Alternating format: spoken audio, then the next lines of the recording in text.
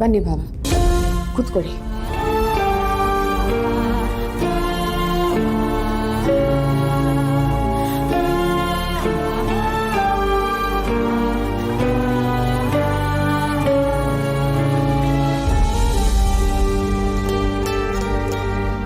ನೀವೇನ್ ಭಾವ, ಅವರು ಬುದ್ಧಿ ಹೇಳಿ ಮನೆ ಕರ್ಕೊಂಡು ಹೋಗೋದ್ ಬಿಟ್ಟು ನೀವು ಅವ್ರ ಜೊತೆ ಹೊರಗೆ ಕೂತಿದ್ದೀರಲ್ಲ.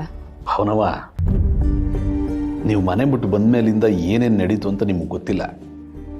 ಗೊತ್ತಾದ್ರೆ ಸಿದ್ದು ಮಾಡಿದ್ದೆ ಸರಿ ಅಂತ ನಿಮಗೂ ಅನ್ನಿಸ್ತದೆ ಕಣವ. ಮನೇಲಿ ಸಮಸ್ಯೆ ಇತ್ತು ಅನ್ನೋದು ಗೊತ್ತು, ಮನೆಯವ್ರಿಗೆಲ್ಲ ನಿಮ್ಮನ್ನು ಕಂಡ್ರೆ ಆಗೋದಿಲ್ಲ ಅನ್ನೋದು ಗೊತ್ತಿತ್ತು. ಆದರೆ ನಮ್ಗಳಿಗೆ ಏನೇನೋ ಹೇಳಿ ನಂಬಿಸ್ಬಿಡ್ತಾರೆ ಕಣವ. ಒಬ್ಬ ಗಂಡಸಾದವನಿಗೆ ಮನೆಯಲ್ಲಿ ಹೆಂಡತಿ ಮಾತು ನಂಬಬೇಕು, ಅವನ ಮಾತು ನಂಬಬೇಕು ಅನ್ನೋದು ಗೊತ್ತಾಗೋದಿಲ್ಲ ಕಣವ. ಇಬ್ಬರನ್ನು ನಂಬಬೇಕಾಯ್ತದೆ, ಹಂಗೆ ನಂಬಿಸ್ಬಿಡ್ತಾರೆ. ಇಂಥ ಪರಿಸ್ಥಿತಿಲಿ ಸಿದ್ದುಗೂ ಹಂಗೆ ಆಗದೆ ಅವ್ರು ಹೇಳಿದ್ದನ್ನೇ ಅವ್ನು ನಿಜ ಅನ್ಕೊಂಬಿಟ್ಟವನೇ ಕಣವ. ಈಗ ನೀವೇ ಹೇಳಿ, ನಿಮ್ಮ ಮನೆಯವರು ಹೇಳಿದ್ರೆ ನಿಮಗೆ ನಂಬಿಕೆ ಬರ್ತದೋ ಇಲ್ವೋ? ಇಲ್ಲಿ ಸಿದ್ದುಗೂ ಹಂಗೆ ಆಗ್ಬಿಟ್ಟದೆ ಕಣವ. ಇಲ್ಲಿ ಸಮಸ್ಯೆ ಆದದ್ದು ನಮ್ಮಪ್ಪಯ್ಯ ಮತ್ತೆ ನಿಮ್ಮ ಅಣ್ಣನಿಂದ.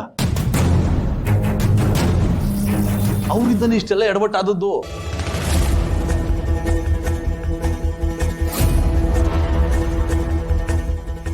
ಹೌದು ಕಣವ, ದುಡ್ಡಿನ ಆಸೆಗೋಸ್ಕರ ನಿಮ್ಮ ಅಣ್ಣ ನಿಮ್ಗೆ ಒಳ್ಳೇದು ಮಾಡುವಂಗೆ ಮಾಡಿ ನಮ್ಮ ಮನೆಯಿಂದ ಆಚೆ ಕರ್ಕ ಹೋದ್ರು.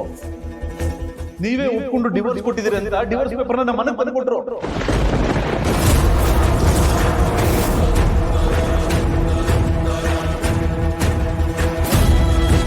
ನಮ್ಮ ತಂಗಿನ ಕ್ಷಮಿಸಿ ನಿಮ್ಮ ಮನೆಗೆ ವಾಪಸ್ ಕರ್ಸ್ಕೊಳ್ಳಿ ಅಂತ ಹೇಳೋದಕ್ಕೆ ಬಂದಿದ್ದೀನಿ ಅಂತ ಅನ್ಕೊಂಡ್ರ?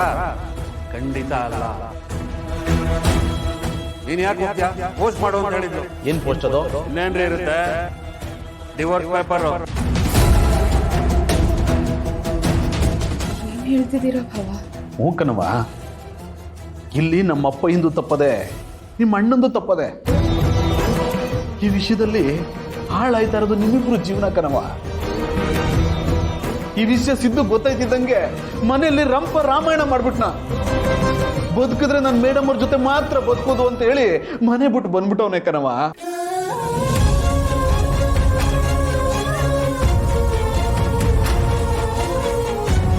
ಭಾವನವ, ಅವನ ತಪ್ಪನ್ನೆಲ್ಲ ಕ್ಷಮಿಸಿ ಅವನು ಒಪ್ಕೊಂಬಿಡವ.